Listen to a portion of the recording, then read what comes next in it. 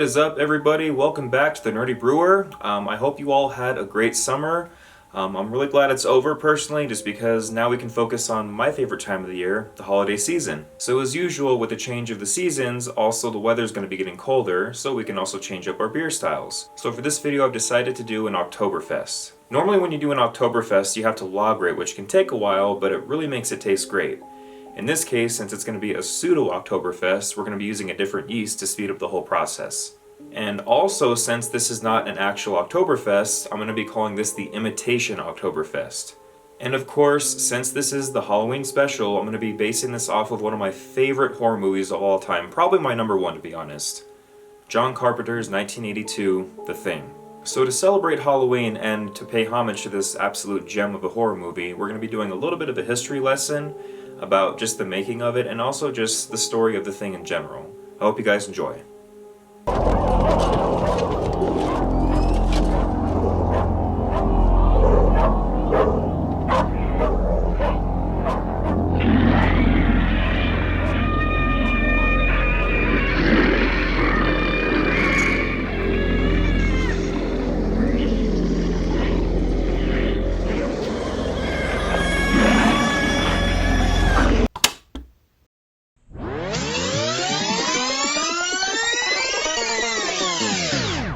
The story of this essential horror gem goes back to 1938 from the novella by John Campbell, Who Goes There? The story is about a group of people isolated in an Antarctic research outpost who encounter an alien shape-shifting monster that is trying to absorb and imitate all living beings. Years later in 1951, it would get made into a film called The Thing from Another World.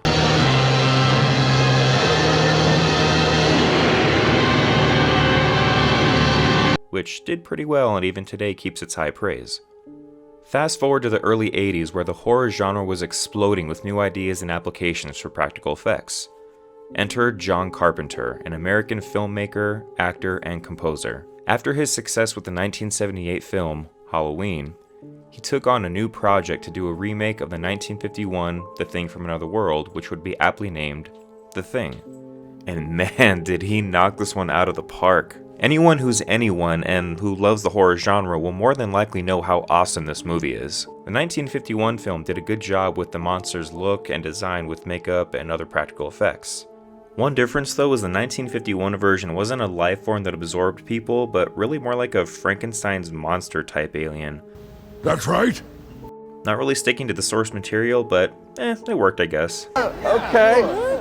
However, this new version would take it to a whole new level. Rob Bottin was a special makeup effect creator for the movie and is also well known for working on other films like The Howling,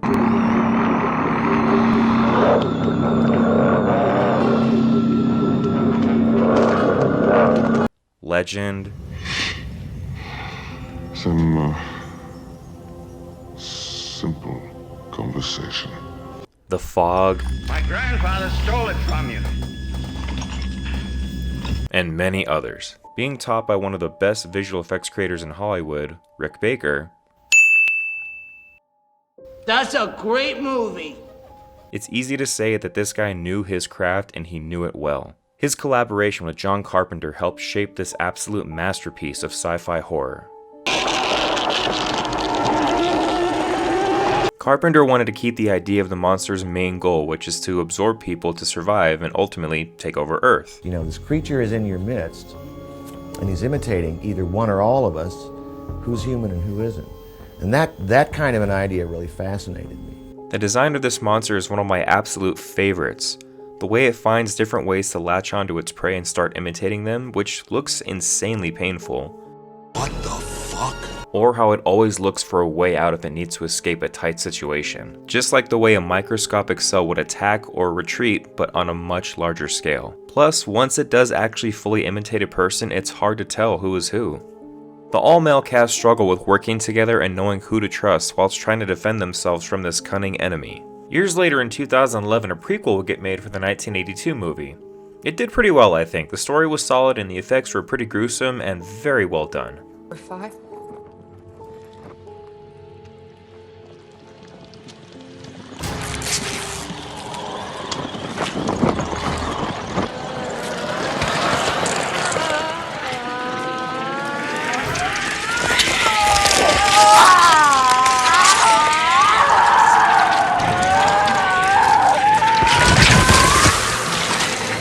Other people might not think the same way, but you know what? Well, I have a microphone and you don't. So you will listen to every damn word I have to say! With that said, let's get to brewing. Alright, and for the grain bill, we're going to be doing 5 pounds of Munich malt, 5 pounds of Pilsner 2-row, 1 pound of Crystal Malt 60, and 3 ounces of Special B Belgian. Alright, and for the hops, we're going to be doing 1.5 ounces of Saaz Czech at 60 minutes of the boil, and 1 more ounce of Saaz Czech at the last 10 minutes of the boil. And finally, for the yeast, this is what's going to make the whole difference, is we're going to be using Kveik Lutra Dry.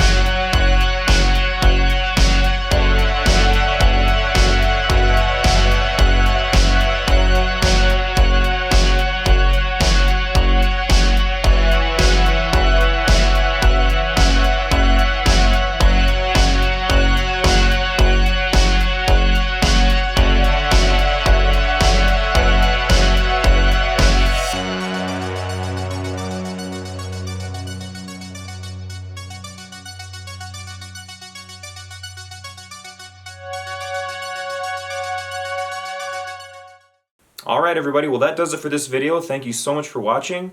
If you're new to the channel, please hit that like and subscribe button at the bottom of the page so you can keep up with my upcoming content.